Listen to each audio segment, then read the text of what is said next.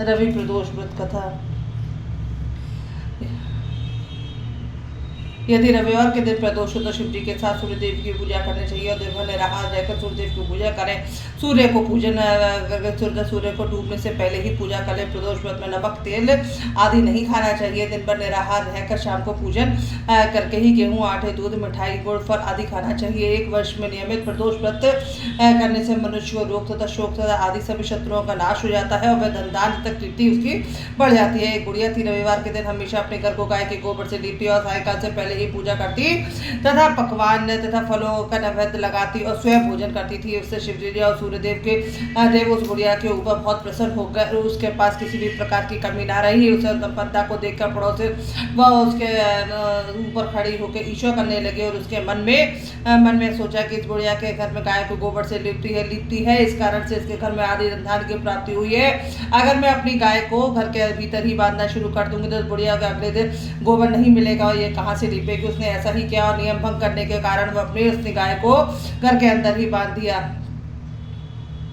और वह बिना घर को गाय को गोबर से लीपे बिना कुछ खाए पिए ही रात को सो गई। भगवान ने उस बुढ़िया को सपना दिया और कहा कि तुम आज गोबर से नहीं मिला, इससे तू दुखी है, तू इससे चिंता मत कर, मैं वैसे तुझे गाय देता हूँ जो तेरे सभी कष्टों को दूर कर दोगी। मनोकामना पूर्ण करने वाली उस बुढ़िया ने देखा तो आंगन में एक बछड़े सहित गाय बंधी हुई थी। बुढ़िया के स्वप्न की बात याद आ गई। उसे बड़े प्रसन्नता से गाय को ले आई और बाहर बांधा और बुढ़िया ने गाय को देखकर पड़ोसन के घर में अधिक ईर्ष्या हुई। वह गाय को सोने का गोबर करती है। यह देखकर पड़ोसन को अधिक आश्चर्य हुआ और उस गोबर को उठाकर वह अपनी जगह गाय का गोबर रख जाती थी। इससे पड़ोसन को नित्य यही कार्य किया तथा और बुढ़िया को यह पता नहीं था कि यह गाय का गोबर सोने का गोबर करती है। वो तो सोच रही थी कि यह गाय ही गोबर करती है और उसी से अपना घर लीप रही थी। उसने लेकिन भगवान ने सोचा कि हमने इस गाय को दिया था, इसने कुछ नहीं किया। उन्होंने तेज आंधी चलाई जिससे उसने अपनी गाय को घर के अंदर बांध दिया। लेकिन सामने वाली पड़ोसी ने वो देखकर बहुत ही लालची और लोभिन थी। उसने ये सोचा कि मैं राजा से इसकी शिकायत कर देती हूँ। उसने कहा राजा से शिकायत करती है। राजा ने उस गाय को भौरन बुलवा लिया। लेकिन उस दिन तो राय ने सब पर ही सादा ही गोबर किया। तो उस बुढ़िया को बुलवाया गया और कहा गया तो उसने कहा कि मुझे नहीं मालूम, यह गाय तो मुझे स्वयं श्री महादेव ने दी है, उनके ही कृपा से मुझे इस गाय की प्राप्ति हुई है।